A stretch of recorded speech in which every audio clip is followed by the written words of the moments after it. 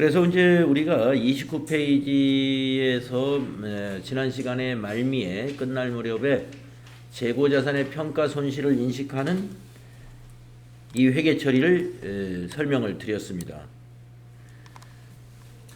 재고자산의 평가 손실을 인식할 때는 저가법에 따라서 장부 금액보다 순실현 가치가 하락했을 때 이러한 회계 처리를 하는 거고요.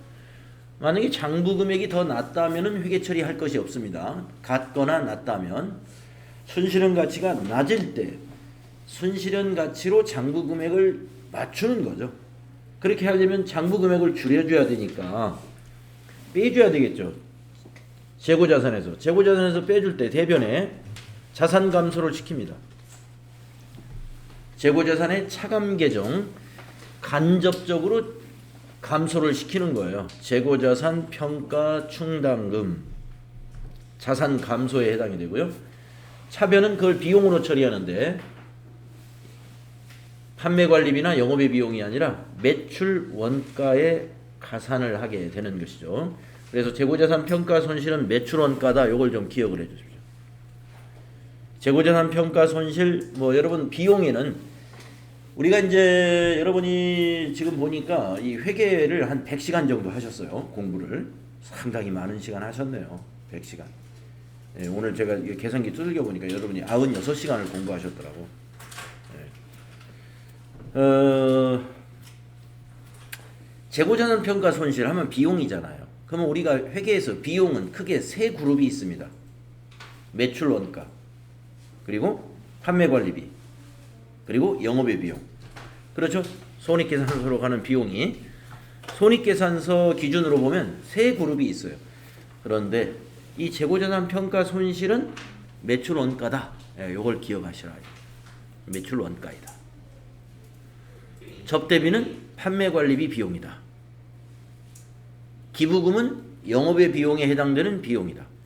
그래서 어떤 비용 계정 과목을 딱 던졌을 때 그것이 어느 영역에 해당되는 비용인지를 여러분이 갖다 집어넣으실 수 있어야 됩니다. 라고 말씀드린 것 같아요.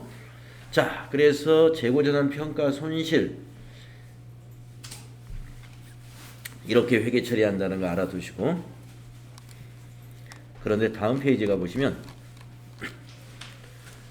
재고자산의 평가 손실을 환입합니다라는 환입에 대한 얘기가 나옵니다. 자, 환입하면은 우리가 배운 것 중에 여러분 FAT 1급에서 대손충당금이 전기에 너무 과다하게 설정이 돼 있어가지고 이번에 대손 추정금액보다 더 많이 설정돼 있으면 그걸 환입시키죠. 그래서 차변에 대손충당금, 대변에 대손충당금 환입이라는 그런 분계를 우리가 매출채권에서 배울 때 공부했단 말이에요.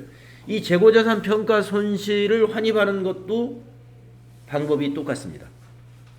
자, 우리가 대손충당금을 환입할 때 차변에 대손충당금 기입하잖아요.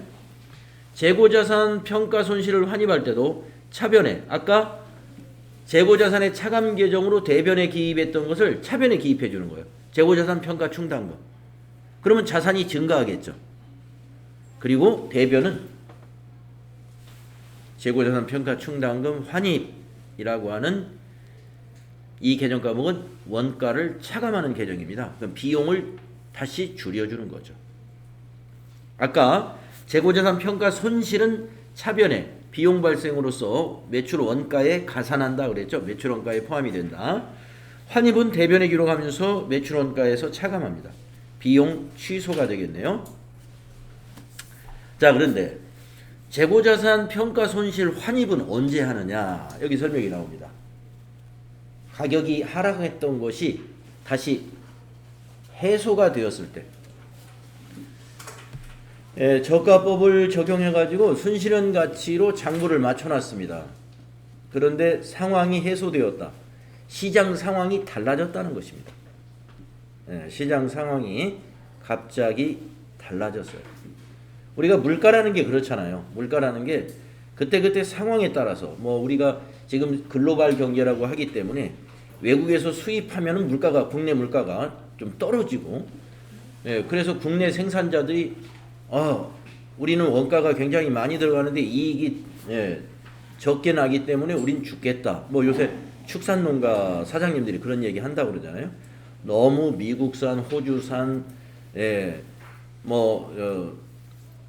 이런 싼 고기를 많이 수입을 하니까 국내의 축산업자들은 그러한 가격으로 낼 수가 없죠. 우리 생산 원가가 커지니까. 자, 그러니까 상황이 달라져요. 그런데 만약에 수입을 딱 줄인다든가 양을 줄인다든가 아니면 중단해버리면 어떻게 할까요? 시장 상황이 달라지죠. 이제 고기 가격이 올라가죠. 소비자들은 비싸게 사 먹지만 생산자들은 좋은 거 아니겠어요? 자, 말하자면 그런 겁니다. 어떤 시장 여건이 달라져 가지고 시장에서 우리 제품이나 상품의 가격이 다시 오를 수가 있어요.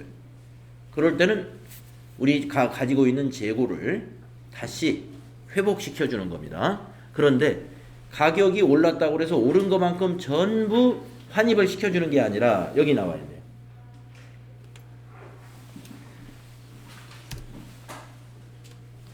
최초 장부 금액을 초과하지 않는 범위 내에서 환입한다. 그러면 최초 장부 금액이 뭘까요? 만약에 제품이다 그러면 공장에서 제조한 제조 원가가 그게 최초 장부 금액이고, 상품이다 그런다면 우리가 거래처에서 사온 가격이 최초 장부 금액입니다. 그래서 재고자산의 평가손실 환입은 최초 장부 금액 범위 안에서만 환입을 한다. 시장 가격이 막 올랐다고 해서 계속 환입을 시켜주는 게 아니다 하는 거죠. 그 정도 알아두시면 됩니다. 그래서 분계는 이렇게 된다는 거예요. 만약에 여러분이 FAT 1급에서 이 재고자산 평가 손실에 대한 회계 처리와 또는 환입에 대한 회계 처리가 FAT 1급에 나온다 그러면 좀 어려운 문제를 낸 셈이고요. TAT 2급에서는 이 정도 문제를 낼 수 있습니다. 그래서 우리는 지금 TAT 2급으로 지금 교재를 바꾸어서 공부하고 있기 때문에 우리가 FAT 1급에서 그냥 쓱 넘어갔던 것을 이번에는 좀 더 완전하게 이해를 하고 가셔야 돼. 자, 그 다음에 재고자산 감모 손실에 관해서도요, 이 FAT 1급에서는 슬쩍 지나갈 수가 있어요. 근데 TAT 2급을 공부한다 그러면 확실하게 알아두셔야 됩니다. 감모 손실은 수량 차이를 비용으로 인식하는 것인데 여기에 두 가지가 있었죠. 여러분 기억하실 거예요. 정상 감모, 비정상 감모. 그래서 TAT 2급에서 결산정리 분계로 감모 손실을 문제를 낸다 그러면은 장부 금액, 그 다음에 실사 금액 이렇게 문제를 냅니다. FAT 1급에서는 그렇게까지 문제를 내지 않는데 TAT 2급에서는 장부 금액 해놓고 수량 금액, 그 다음에 실사 금액, 수량 금액 이렇게 표를 주고 거기에서 수량의 차이에 대해서 코멘트를 해주죠. 수량의 차이가 몇 개는 비정상적인 거고 몇 개는 정상적인 것이다. 이렇게 딱 던져준단 말이에요. 그러면 여러분이 거기에 맞는 결산 정리 분계를 해야 됩니다. 그래서 자, 정상 감모라고 하면은 결산 정리 분계 하지 않아요. 정상 감모는 별도의 분계를 할 필요가 없습니다. 자, 여러분들 우리 FAT 1급 기출문제 모의고사 이런 거 하면서 기말상품 재고액 마지막에 입력해가지고 결산자료 입력에다가 기말상품 재고액 입력한 다음에 전표 추가 누르면 매출원가 대체 분계가 자동으로 만들어지는 거 보셨죠? 정상 감모는요. 자, 보세요. 매출 원가로 보기 때문에 자, 감모라는 게 뭐예요? 물건이 없어졌다 하는 겁니다. 재고가 없어졌다. 그러면은 우리가 거기 기말 상품 재고액 또는 기말 제품 재고액에다가 실제 조사한 금액을 입력하면은 당연히 자연스럽게 매출 원가에 더해지는 거예요. 그렇기 때문에 정상 감모 손실은 지금 여기 교재에 있는 이 분계가 사실상은 없는 거예요. 이 분계는 별도의 분계가 필요 없습니다. 왜 그러냐면은 매출 원가에 가산한다는 것은 기말 제품 재고액 여기에 없어진 물건을 뺀 금액을 넣어주기 때문에 자연스럽게 매출원가에 가산이 됩니다. 그런데 그 밑에 있는 이거 비정상적인 거, 만약에 정상적인 것은 5개, 10개가 부족한데 비정상적인 것이 5개다 그러면 이 5개는 이 일반 전표에 이거 별도의 분계를 해줘야 돼요.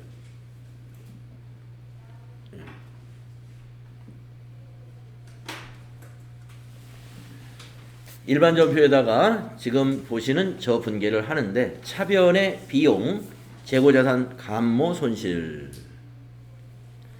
이게 영업의 비용에 해당이 돼요. 영업의 비용.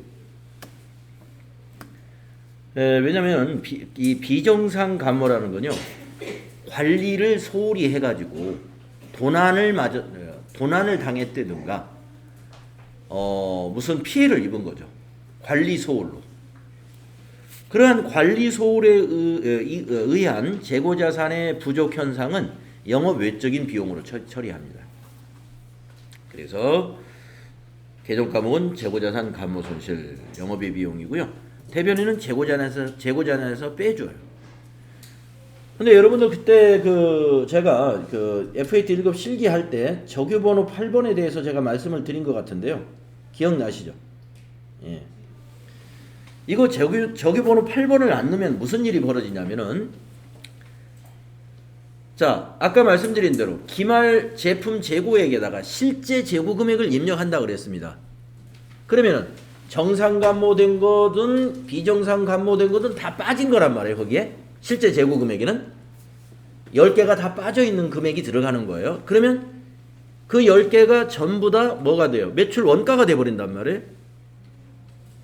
근데 정상 감모는 매출 원가 되는 게 맞아요.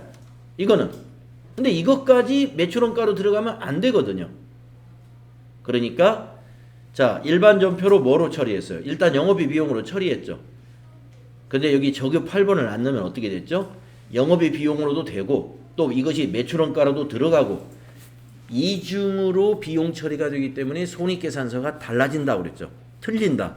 그래서 여기 적유 8번을 넣으면 어떻게 했냐면은 매출원가 계산하는 그 프로세스에 타계정 대체라는 항목이 만들어지면서 재고에서 빼듯이 타계정 대체를 빼는 항목이 만들어져요.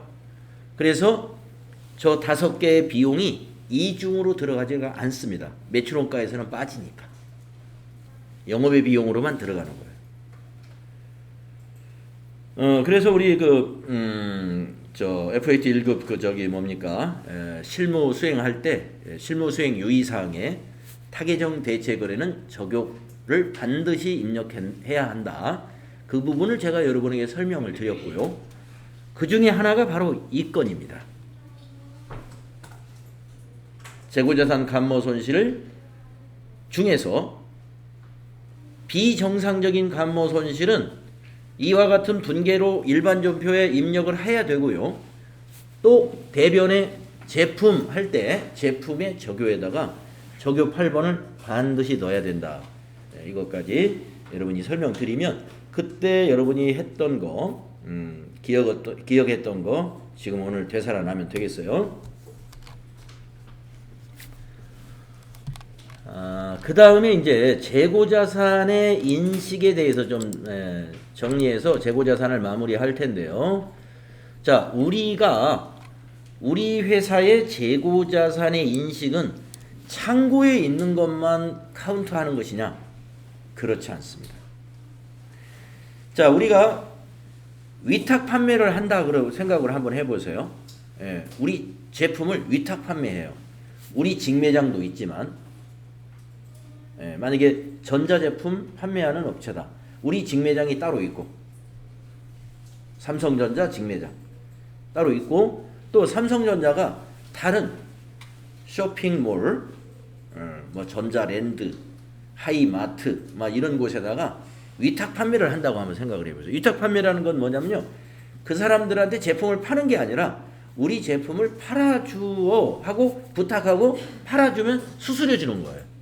그게 위탁 판매입니다.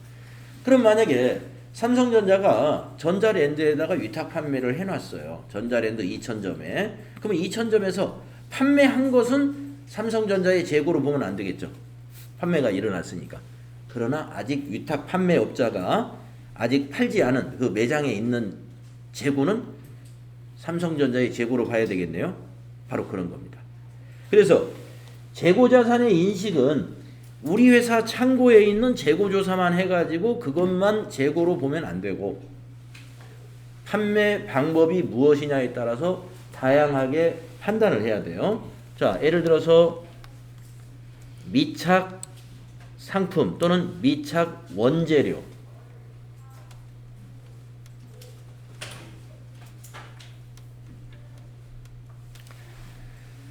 네, 제조업에서는 미착 상품이 거의 없겠죠.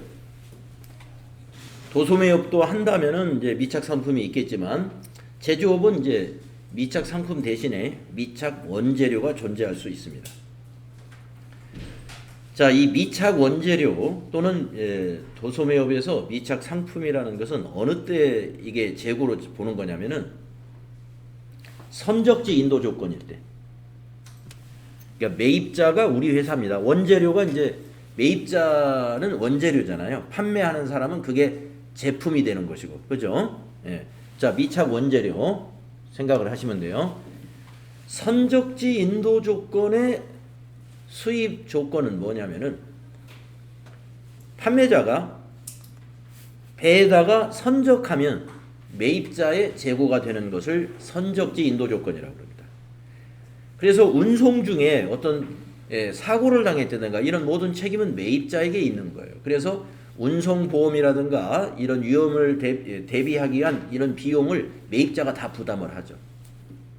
운송 과정에 위험이 있을 수 있는 보험 같은 거 드는 거, 그게 선적지 인도 조건입니다. 그래서 만약에 문제에서 선적지 인도 조건으로 아직 도착하지 않은 원재료가 100만 원이 있다, 이렇게 추가적인 사항을 제시하면은 그건 여러분이 기말 원재료 재고액에다가 입력할 때 그 미착 원재료를 더해서 입력해야 돼. 아시겠죠? 근데 만약에 미착 원재료가 있는데 도착지 인도 조건이라고 설명을 해놨어요. 도착지 인도 조건에 미착 원재료가 100만 원이 있다. 그거는 무시하면 돼요. 자, 지금 도착지 인도 조건에 미착 원재료라는 건 지금 운송 중에 있는 거잖아요. 도착지 인도 조건은 우리 국내에 도착해야 우리 것이 되는 겁니다. 그래서 도착지 인도 조건은 국내에 도착시키는 것까지 판매, 그 수출 회사가 책임지는 거죠. 그래서 미착 원재료는 도착지 인도 조건은 재고자산에 포함하지 않는다. 선적지 인도 조건은 재고자산에 포함한다. 이걸 잘 구별하시면 됩니다. 도착지 인도 조건은 미착 원재료가 재고가 아니에요. 선적지 인도 조건이다. 그러면 재고로 봐야 된다. 그래서 기말 원재료 재고액에 입력할 때 입력해 줘야 돼요. 그 금액을 포함해서. 상품의 경우도 마찬가지예요. 여러분 FAT 1급에서는 상품으로 문제가 나올 테니까 FAT 1급에서도 나올 수 있습니다. 미착 상품에 대한 거. 운송 중인 선적지 인도 조건에 미착 상품이 얼마 있다. 그러면 기말 상품 재고액을 입력할 때 그 운송 중인 상품을 더해서 입력해 줘야 된다. 판단 가능하시죠? 그 다음에 다음 페이지 가보시면 이제 시송품. 우리가 이 시송품은 사용해보고 매입자가 나중에 의사결정을 하는 방식의 판매 방식인데요. 만약에 시송품을 지금 고객에게 보내놨습니다. 그런데 그 고객이 판매 의사를 결정했다, 표시했다, 그러면 재고에 포함하면 안 되죠. 근데 시송품이 있는데 아직 의사결정을 하지 않았다. 구입의사를 말하는 거예요. 구입의사 표시를 하기 전이에요. 하지 않았다 그러면 우리 회사 재고로 봐야 돼요. 그 제품을 재고에 포함시키면 된다. 시송 판매라는 개념이 우리가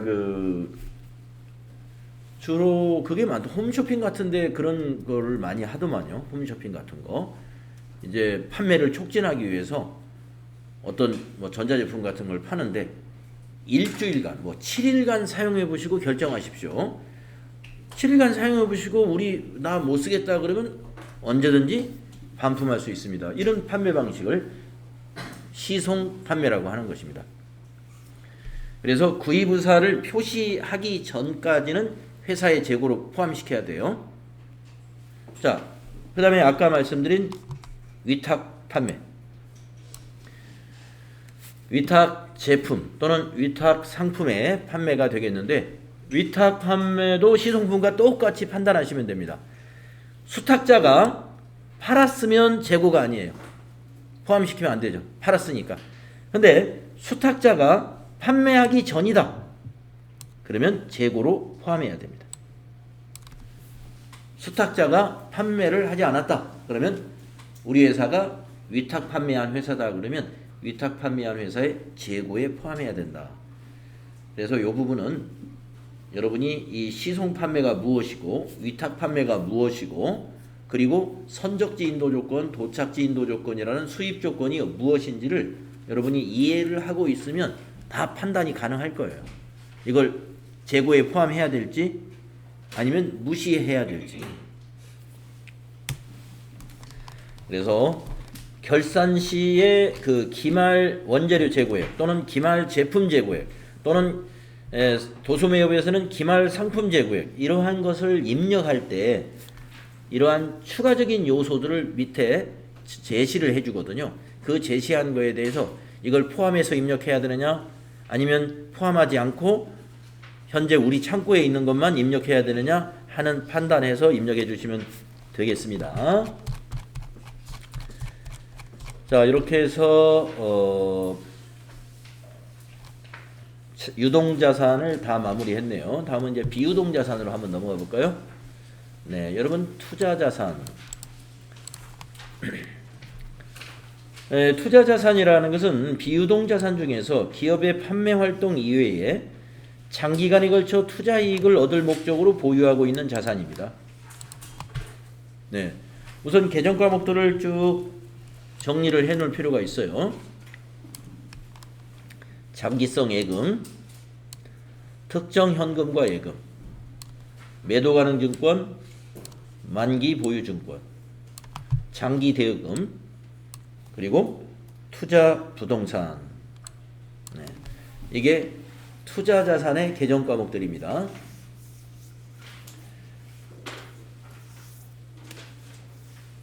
장기성 예금이라는 것은 만기가 1년 이상이 되는 정기예금, 정기적금들 이런 것이 장기성 예금입니다. 예. 우리가 1년 이내인 것은 단기 금융상품이다 해가지고 당좌자산에서 우리가 정리를 했었어요. 1년 이내에 정기예금이나 정기적금은 단기 금융상품이라고 합니다. 그런데 여기서 말하는 정기예금이나 정기적금은 장기 금융상품을 말하는 거예요. 장기 금융상품.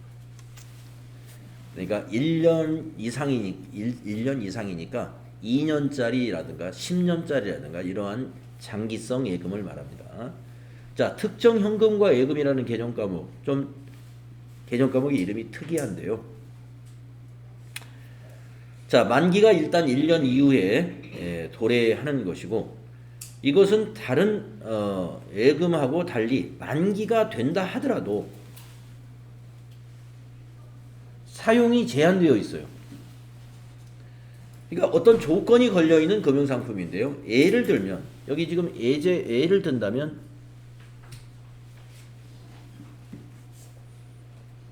당좌 개설 보증금 같은 겁니다.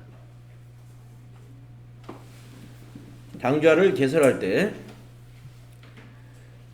기업이 이제 수표를 발행하려면 은행에 당좌 계좌를 개설을 해야 되는데요. 당좌를 개설할 때 은행에서 일정한 보증금을 원할 수가 있어요. 왜냐하면 당좌를 개설하면 은행이 어떻게 합니까? 기업이 수표를 발행하면 그 수표를 가져온 고객한테 돈을 내줘야 되잖아요.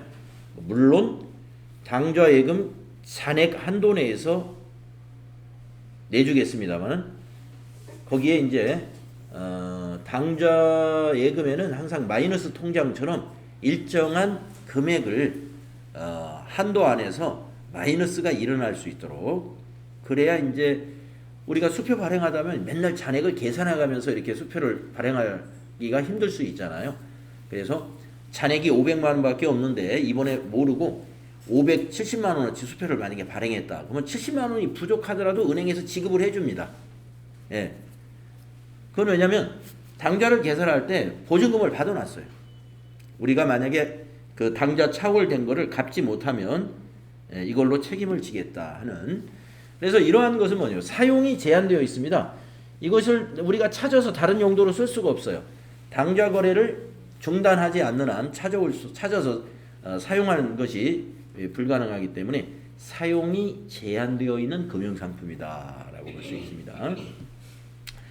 그래서 당좌 개설 보증금 말고도 그 외에 혹시 은행과 어떤 거래 관계에 있는데 이 예금은 사용이 제한되어 있는 성격의 예금이다. 그러면 투자자산으로 분류하면서 개정 과목을 이걸로 처리하시면 됩니다. 자, 매도가능증권 어제 말씀드렸죠. 예, 만기보유증권 어제 말씀드렸습니다. 그래서 매도가능증권, 만기보유증권은 우리가 투자자산에 해당되는 개정 과목입니다. 자, 매도가능증권 다시 한번 읽어볼게요. 기업이 여유자금으로 유가증권, 주식이나 사채 이것을 구입하는 경우에 단기 매매증권이나 만기보유증권으로 분류하지 아니하는 경우는 모두 매도가능증권으로 분류하면 된다. 자, 만기보유증권은 기업이 여유자금으로 사채나 공채, 채권을 말하는 거죠. 이 채무증권을 만기까지 보유할 적극적인 의도와 능력을 가지고 구입하는 경우에 만기보유증권으로 분류하면 된다. 투자자산으로 분류합니다. 자, 장기대여금은 여러분 단기대여금을 아실 테니까, 장기대여금은 1년 이후에 그 돈을 받기로 하고 돈을 대여해 준 것이죠. 투자부동산 여러분, 우리가 토지와 건물을 부동산이라고 하는데, 토지와 건물을 기업의 영업활동에 사용할 목적으로 산 것이 아니라 영업과 관련 없이 토지나 건물을 구입했다 하면은 투자부동산으로 정리를 합니다. 개정 과목이 토지, 건물이 아니에요. 토지, 건물은 유형자산이죠. 유형자산이라는 것은 영업활동에 사용되는 자산입니다. 토지나 건물 중에서 영업활동과 관계없이 구입을 한 것은 투자부동산이라는 개정 과목으로 회계 처리합니다. 그래서 투자자산에서는요, 요 개정 과목 정도만 여러분이 알고 있으면 될 것 같아요. 다음은 유형자산. 네, 유형자산에 대해서는 우리가 FAT 1급에서 충분히 공부했습니다. 토지, 건물, 구축물, 기계장치, 차량 운반구, 비품, 건설 중인 자산.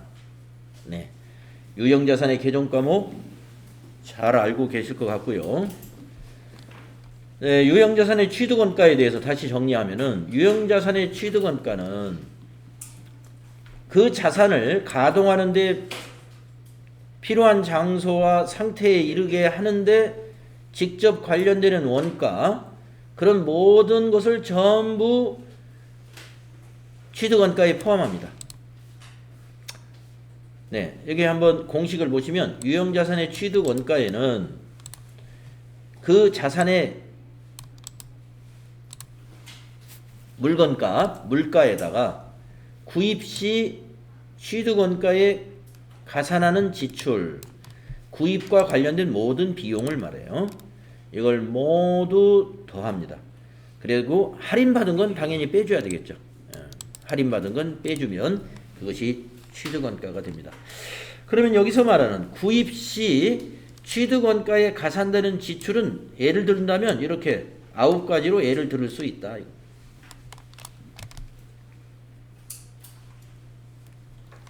9가지. 자, 뭐냐? 설치 장소를 준비하는 데 들어간 비용. 그것을 운송하는 데 들어가는 비용, 설치비, 그 다음에 설계와 관련해 전문가에게 지급하는 수수료, 건물 같은 것이 여기에 해당되겠죠. 네, 그리고 유형자산의 취득과 관련해서 국채나 공채를 불가피하게 매입하는 경우에 해당 채권의 매입 금액과 일반 기업 회계 기준에 따라 평가한 현재 가치와의 차액. 여러분 이거 연습한 적 있나요? 아 그래요? 예. 언제 한번 나왔죠? 네. 또 나올 겁니다. 이제 TAT 2급 예제에서 뒤에서. 그러니까 무슨 얘기냐면 가령 우리 회사가 이번에 업무용 승용차를 한 대 샀는데 승용차를 살 때 도로교통공단 뭐 무슨 그런 공단이 하나 있다고 봐요. 그래서 이 도로 정비를 위해서 채권을 발행을 한다라고 보겠습니다. 그래서 승용차 한 대 사는데 50만 원짜리 채권을 산다고 한번 가정을 해봅시다. 근데 그 50만 원은 액면가예요. 액면가. 3년 후에 만기가 3년인 채권인데 50만 원을 주고 채권을 사야 되게끔 돼 있어요. 의무적으로. 그런데 그 채권을 지금 팔면 45만 원이면 팔아요. 45만 원이면. 그러면 어떻게 되느냐? 아니 시장에서 사면 그 채권이 45만 원인데 지금 액면가로 우리는 50만 원에 산단 말이에요. 그러면 우리가 회계 처리할 때 45만 원은 매도가능증권 처리하면 돼요. 유가증권의 취득원가는 항상 시가를 취득원가로 정리합니다. 그래서 차변의 매도가능증권은 45만 원. 그러면 5만 원은 뭘로 정리하지? 차량을 사면서 5만 원을 추가로 지급한 거거든요. 그 5만 원이 바로 뭐다? 채권의 매입 금액과 일반 회계 기준에 따라 평가한 현재 가치, 그 차액입니다. 그래서 그걸 뭘로 본다? 유형자산의 취득 원가로 봐야 된다. 차량 운반구로 본다. 이런 얘기입니다. 자, 그 다음에 6번째, 자본화 대상인 차입원가. 자, 자본화 대상인 차입원가. 이것도 여러분에게 설명을 드리면 이해할 수 있는데요. 건물을 짓는데 우리 회사가 은행에서 돈을 빌려서 건물 짓는 비용으로 쓰고 있어요. 철근도 사고 건설업자에게 계약금도 주고 중도금도 주고. 그러면 이 건설 기간이 빌딩이다 보니까 한 3, 4년 걸려서 건물을 지어야 되는데 그동안에 돈을 차입했으면 은행에 이자도 내야 되겠죠. 만약에 이자를 6개월에 한 번이라든가 3개월에 한 번이라든가 이자를 이렇게 납부하도록 돼 있다고 가정을 하면은요. 여기서 말하는 차입원가가 뭐냐? 차입금. 그 차입금의 이자 발생 금액을 차입원가라고 그래요. 그 이자를 뭐로 본다? 자본화 대상으로 본다라는 것은 이거는 그 유형자산의 취득원가로 볼 수 있는 성격의 비용이다. 이런 얘기입니다. 그래서 건설을 하는데 건설 비용을 차입해서 썼다. 그 차입금도 건설 중인 자산으로 봐서 우리가 나중에 건물로 자산화 하겠습니다만은 이자 비용도 건설 중인 자산으로 회계 처리한다. 이런 얘기예요. 자본화 대상인 차입원가 하면은 건설 비용을 차입했는데 그 이자가 발생했을 때 그 이자도 건설 중인 자산으로 본다. 이해 가셨죠? 자, 그 다음에 이제 건물이 다 완료되면 어떻게 합니까? 그 건물을 등기를 내야 되죠? 등기 내기 위해서는 취득세도 내야 되고 등록세도 내야 됩니다. 이런 유형자산의 그 취득과 관련해서 발생하는 제세 공과금은 전부 다 취득원가에 포함시키는. 그 다음에 8번째, 복구원가도 취득원가에 포함할 수 있습니다. 복구원가는 뭐냐면은 인테리어 비용이 여기에 해당이 돼요. 인테리어 비용. 자, 우리가 인테리어를 한다. 그걸 과연 비용으로 수선비로 처리해야 되느냐? 아닙니다. 인테리어 비용은 자산입니다. 그래서 우리가 이제 이런 그 뭐 학원 업을 한다든가 무슨 업을 하려면은 그 건물을 임차한 다음에 거기다가 인테리어를 쫙 하고 가죠. 그럼 그 인테리어 비용을 건물로 처리해요. 건물로. 그런데 만약에 인테리어 비용이 5천만 원이 들어갔다고 가정을 해봅니다. 그러면 5천만 원만 건물 자산으로 보는 게 아니라 복구 원가까지 포함해가지고 자산으로 잡을 수가 있어요. 자, 이번에 인테리어 비용 5천만 원을 지급했지만 나중에 인테리어 업자한테 또는 철거 업체한테 견적을 받아보는 거예요. 우리가 이게 건물 계약 기간이 10년인데 이 인테리어는 이제 앞으로 10년간 쓸 거고 그럼 인테리어 비용 10년간 감가상각 하는 거예요. 그러니까 5천만 원 나누기 10에서 1년에 500만 원씩 비용 처리해 나가면 되고요. 근데 인테리어 비용만 비용 처리하는 것이 아니라 복구 원가도 비용 처리한다. 이 복구 원가는 뭐냐면은 해체하거나 복원할 때 소요되는 비용입니다. 그러니까 원상복구라고 하나요? 원상복구. 그 건물을 임대해 준 사람은 임차인이 만기가 되면은요. 이거 인테리어한 거 다 치우고 가라 그래요. 치우고. 그렇지 않으면 어떻게 해요? 보증금을 안 내준다. 뭐 이런 식으로 그 임대차 계약서에 보면은 만기 때 원상복구를 해야만 된다라는 임차인에게 어떤 의무를 부여해 주는 계약이 있습니다. 그런 계약을 할 때는 반드시 어떻게 해요? 나중에 철거하는 것까지 인테리어 비용에 포함해 가지고 자산으로 잡을 수 있다. 복구원가. 복구원가는 자산의 취득원가에 포함이 된다. 그 다음에 9번째, 정상적으로 작동되는지 여부를 시험하는 과정에서 발생하는 원가 전부 취득원가에 포함이 돼요. 우리가 시험하려면 어떻게 해요? 시험하기 위해서 원재료도 사야 되고, 거기에 또 시험에 참여하는 사람들 인건비도 나가야 되고 이런 비용들이 있죠. 그런데 뭐는 빼주느냐면 시험 생산을 했어요. 그런데 그걸 판매할 수가 있어. 그러면 그 매각대금 있죠. 시험 생산한 제품을 우리가 시제품이라고 한다면 시제품을 팔아서 그 매출액 그거는 시험 비용에서 차감시킨다. 원가에서 차감시킨다. 시제품을 만들어서 그냥 내부에서 소비했다든가 그냥 버렸다든가 하면은 해당이 없겠지만은 그걸 시장에다 팔면 원가에서 빼줘야 되겠죠. 그 얘기입니다. 그래서 우리가 유형자산 취득 시 그 취득 원가에 가산돼야 되는 비용들을 이렇게 좀 세부적으로 정리를 했습니다. 자, 그 다음에 이제 여러분들 유형자산 취득 후 지출에는 두 가지가 있죠.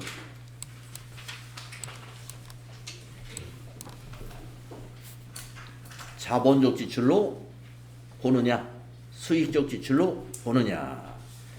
그래서 자본적 지출이다 그러면 자산 처리하는 거예요. 예. 우리가 이제 회계 처음 배울 때 이런 데서 많이 좀 혼란이 오죠. 선생님이 자본과 자산은 다르다고 그랬는데 자본적 지출은 자산 처리 왜 자산이지? 자산 처리하면은요 나중에 자본의 증가가 돼요. 왜 그런지 아세요? 자, 자본적 지출이라는 것은 비용을 자산 처리한다는 거거든요. 비용을 자산 처리한다. 비용 처리하게 되면 어떻게 됩니까? 이익이 줄어들죠. 이익이 줄어들면 자본이 감소하지 않습니까? 여러분 회계의 순환 과정에서 그 이유를 알게 됐죠. 근데 비용 처리하지 않고 자산 처리했기 때문에 자본이 증가하게 되는 거예요. 그러니까 자본적 지출이라고 하는 게 그게 틀린 말이 아니에요. 왜 자산 처리하는 걸 자본적 지출이냐? 전혀 관계가 없는 용어가 아니겠느냐라고 볼 수 있지만 관계가 있습니다. 비용을 줄였기 때문에 비용을 줄이면 이익이 증가한 것이고 이익이 증가하면 여러분 기말자본이 증가한다는 그 순환 과정을 알잖아요. 그래서 자본적 지출 하면은 자산 처리하라 이 말입니다. 예를 들어서 여기 건물에다가 에스컬레이터를 설치했다든가 건물을 3층에서 5층으로 증설했다든가 건물에 없는 어떤 시설 여러 가지 장치 뭐 냉난방 장치라든가 공기 정화 장치라든가 이러한 어떤 추가적인 시설 이런 걸 갖췄다든가. 그러면 이런 것들을 보면은요, 예를 들어서 엘리베이터를 설치하는데 만약에 5천만 원이 지출이 됐다 그러면 이건 건물로 회계 처리해라 이거예요. 수선비가 아닙니다 하는 거예요. 왜 그러냐면 우리가 엘리베이터 설치하면은요, 만약에 공장 건물이다라고 했을 때 에스컬레이터나 엘리베이터가 공장이다 그러면 생산성을 증가시킵니다. 그 인력, 근무자들이 이동할 때 계단을 걸어서 가는 거하고 에스컬레이터나 엘리베이터 타고 이동하는 거하고 시간이 많이 차이 나지 않겠어요? 이동 시간이 절약되면 생산량의 증가를 기대할 수 있죠. 그걸 우리가 생산성 증가라고 그래요. 또 사무실이라 하더라도요, 하여튼 사무에도 생산성이 있기 때문에 근무자들이 빨리빨리 이동을 함으로써 업무의 생산성이 증가하는 것입니다. 그래서 건물의 가치만 증가하는 것이 아니라 동시에 생산성도 증가하는 거예요. 이런 시설 같은 것은. 그 다음에 이런 냉난방 장치라든가 뭐 증설, 이건 당연히 3층 건물보다는 4층, 5층 건물이 더 가치가 증가하는 거죠. 그래서 그 가치의 증가가 있기 때문에 이것을 자본적 지출로 처리해야 되는 겁니다. 자산으로 잡으면 돼요. 그러니까 차량 운반구 같은 거는요, 차량 운반구는 이제 차량이잖아요. 차량 운반구 같은 건 어떤 게 자본적 지출로 보시냐면은 엔진을 교체했다 이런 예제가 가끔 나와요. 단순히 엔진을 교체했다 이렇게 딱 끊어버리는 게 아니라 엔진이 고장나서 수리한 것은 자본적 지출이 아닙니다만은 엔진이 수명을 다해가지고 엔진을 교체함으로써 차량의 수명을 4년 연장할 수 있었다 이런 식으로 설명을 하거든요. 그러면 그게 뭐예요? 내용 연수를 증가시켰죠. 자본적 지출이에요. 그 엔진 교체 비용을 차량 운반구 계정으로 처리한다 이 말입니다. 자, 수익적 지출.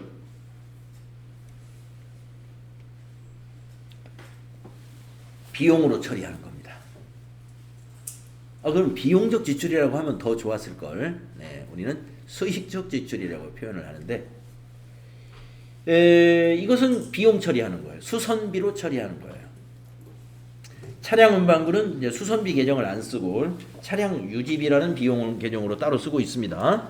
그래서 수익적 지출은 우리가 원상을 회복한다든가 능률을 유지하고 하는 현상 유지 비용이라고 합니다. 현상 유지 비용. 그래서 예를 들면 건물로 말하면 도색을 한다든가 유리창을 교체한다든가 기계장치 같은 걸로 말하면 소모품을 교체한다든가 차량에도 차량 운반구에도 소모품 교체가 많이 있죠. 오일도 갈아줘야 되고 타이어가 마모되면 타이어도 바꿔줘야 되고 이런 것들을 우리가 소모품의 교체라고 하는 거죠. 현상 유지에 사용되는 비용들은 수익적 지출로 처리합니다. 그래서 우리가 유형자산이라 하는 것은 장기간에 걸쳐서 사용하는 유형의 자산이지 않습니까? 그렇기 때문에 장기간에 걸쳐서 쓰기 때문에 그 유형자산으로 인해서 지출되는 비용들이 있어요. 이것을 자본적 지출과 수익적 지출로 잘 구분해 가지고 회계 처리를 분명하게 해 주어야 우리가 회사의 재무제표가 왜곡되지 않고 유용한 재무제표로 만들어지는 거죠.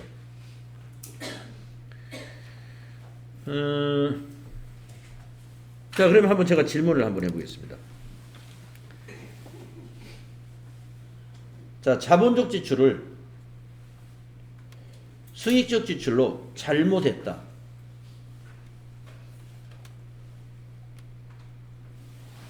자, 자본적 지출을 수익적 지출로 잘못 처리했어요.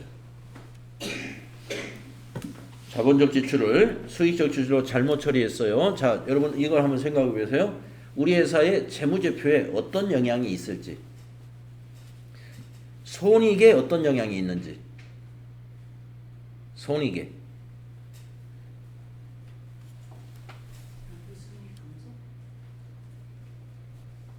네.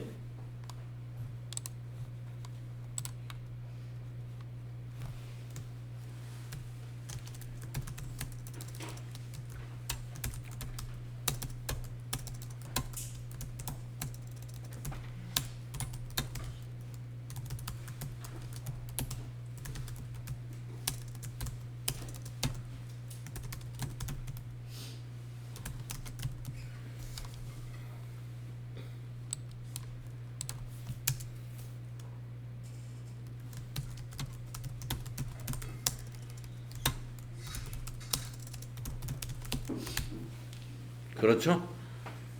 자, 자본적 지출은 자산 처리하는 것인데 수익적 지출로 처리했어요. 비용 처리했으니까 당기순이 감소하죠. 자, 그 다음 또 무슨 영향이 있을까요? 예. 자본이 감소합니다. 수익적 지출로 처리하면 자본이 감소해요. 한 가지 더 있어요.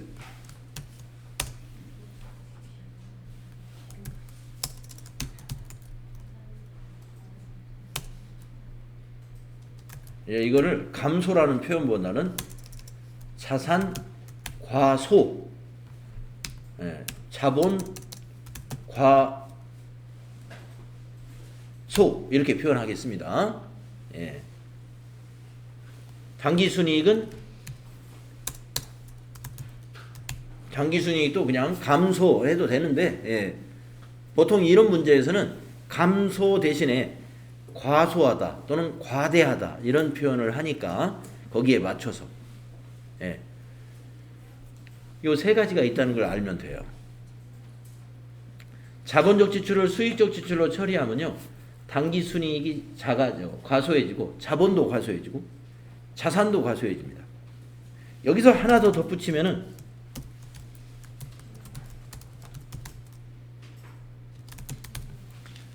법인세 비용이 줄어들어요. 법인세 비용이. 자, 그러면 자본적 지출을 수익적 지출로 처리하고 싶은 회사가 있을까요? 있을 것 같습니다. 눈치 볼 필요 없는 회사. 은행에 뭐 대출을 받아야 된다든지 이럴 필요가 없고, 회사가 자금이 뭐 걱정 없어요. 예. 그런 회사는요, 세금 쫓겨내는 것만 신경을 씁니다. 예. 야, 우리 이번에 결산해가지고 법인세 너무 많이 나오면 안 돼. 법인세 가능한 줄여야 돼. 그럼 어떻게 해요? 그 공장에 들어가는 모든 비용을 전부 수익적 지출로 다 처리하는 거예요. 사실은 자본적 지출인데 그냥 수선비로 다 처리해버려. 그러면 절세 효과가 나요. 법인세가 줄어듭니다. 왜냐? 자본적 지출로 처리하면 감가상각비로서 여러 해 동안 나누어서 비용 처리해야 되거든요. 감가상각비. 그런데 수익적 지출로 처리하면 어떻게 해요? 단기의 비용으로 한꺼번에 처리해버리는 거예요. 그러니까 단기에 왕창 비용이 발생해가지고 그 해에 법인세를 원래보다 제대로 처리했을 때보다 과소하게 납부할 수 있습니다. 자, 이런 거는 전문 경영인이 운영하는 이런 큰 기업이나 이런 데서는 이렇게 회계 처리할 생각이 없을 거예요. 그러나 우리 주변에 보면은 법인이지만, 법인세를 내고 있는 법인이지만 개인 회사하고 거의 별 차이가 없는 그런 법인들이 굉장히 많이 있죠. 예, 그런 법인들 많이 있습니다. 그런 회사는 사장님들이 이렇게 처리하기를 원하는 거예요. 세금만 쫓겨 나오면 회계 잘했다고 보는 거예요. 작년보다 매출이 늘었는데 이번에 법인세가 이렇게 줄었지? 우리 회계가 참 일을 잘했구나. 전부 비용 처리하면, 비용 처리하면 이익이 작아집니다. 이익을 적게 내면 세금 조금 내는 거죠. 근데 이게 정당한 건 아니에요. 올바르게 회계 처리한 게 아니죠. 자, 그러면 한번 이거 반대로 수익적 지출을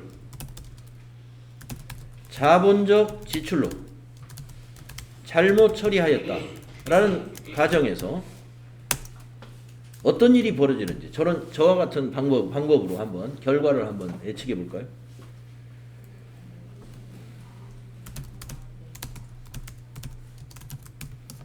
네, 당기순이익이 커집니다. 왜냐? 비용 처리해야 되는데 자산으로 처리했으니까 비용이 실제보다 줄었어요. 그래서 비용 과소, 비용이 줄어요. 이익은 커지고. 자본이 어떻게 될까요?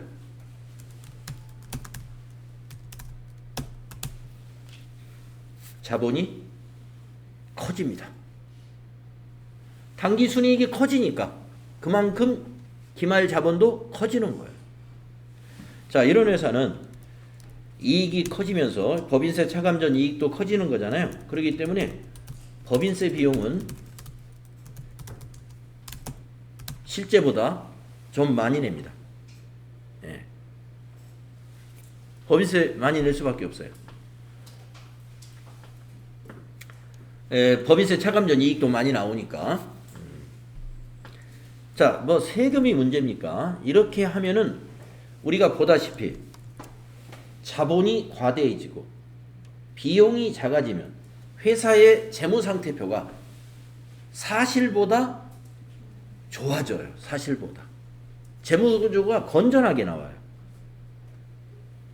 비용이 줄어들었기 때문에 수익이 높아졌잖아요. 수익성이 좋게 나온다 이거죠. 사실보다. 그리고 자본이 커지니까 자기 자본 비율도 원래보다 높아지죠. 이런 기업은 경영자가 자기 치적을 과대하게 보여주고 싶을 때 그런 욕심이 생길 수가 있죠. 그래서 전문 경영인이 경영하는 회사일수록 이런 추세로 회계 처리하기를 경영자는 원할 수 있습니다. 경영자가 자기 경영 성과가 나쁘게 보이고 싶은 경영자가 누가 있겠어요? 그래서 이렇게 하려고 하는 거예요. 그래서 이런 것을 우리가 분식회계라고 그러죠. 분식회계의 상당한 부분은요, 이러한 그 공장이 있는 장치산업 같은 구조를 가지고 있는 기업에서는 이 수익적 지출과 자본적 지출을 서로 완전 무시하고 회계 처리하는 방식으로 분식회계를 하는 방법이 하나 있고, 그리고 재고자산. 재고자산을 가지고 재고자산의 단가를 사실보다 좀 뻥튀기 해가지고 재고자산을 높게 금액을 잡아서 매출원가를 줄임으로써 매출총이익, 영업이익, 당기순이익을 높게 표시하는 이러한 방식의 분식회계가 보통 이루어지고 있어요. 다른 데서 그렇게 큰 조작을 할 것이 없습니다. 큰 금액으로는. 그래서 큰 금액의 조작은 이와 같은 공장에서 사용되고 있는 여러 가지 비용들, 그 다음에 재고자산의 평가, 여기에서 주로 있다. 이렇게 보면 됩니다. 그래서 자본적 지출과 수익적 지출에서 이러한 형태로 처리하는 것을 우리가 분식회계를 했다. 이렇게 말을 하는 거죠. 자, 그래서 이 문제가 우리 그 이론 문제로 꽤 많이 나옵니다. 이것을 이렇게 처리했다. 이 결과로서 잘못된 것을 찾아라. 그러면 이제 보기가 4개가 나오잖아요. 3개에는 저걸 집어넣는 거예요. 3개는. 그리고 하나는 엉뚱한 걸 넣는 거예요. 예를 들어서 여기다가 부채 과대. 수익적 지출이나 자본적 지출 처리했을 때 부채하고는 아무런 관계가 없어요. 부채가 한다든가 감소하는 일은 절대로 없습니다. 그래서 수익적 지출, 자본적 지출에 관련해서 관련이 없는 것을 찾아라 그러면 부채가 어떻게 됐다 이렇게 나오면 그건 무조건 답이에요. 그거. 부채라는 말만 나오면 그게 답이에요. 근데 이제 이렇게 나오면 좋은데, 하나는 자본 과대 해놓고 하나는 자본 과소, 보기가 이렇게 나오면 잘 판단해야죠. 자본이 과대해진 건지 과소해진 건지. 자본에는 영향이 있는 거니까. 그래서 여기에서 문제를 많이 냅니다. 그러니까 이걸 간단하게 볼 사항이 아니에요. 시험 문제에서는 많이 다루어지는 부분이니까. 자, 그러면 우리 좀 쉬었다가 다음 시간에 감가상각부터 우리 정리해 보도록 하겠습니다.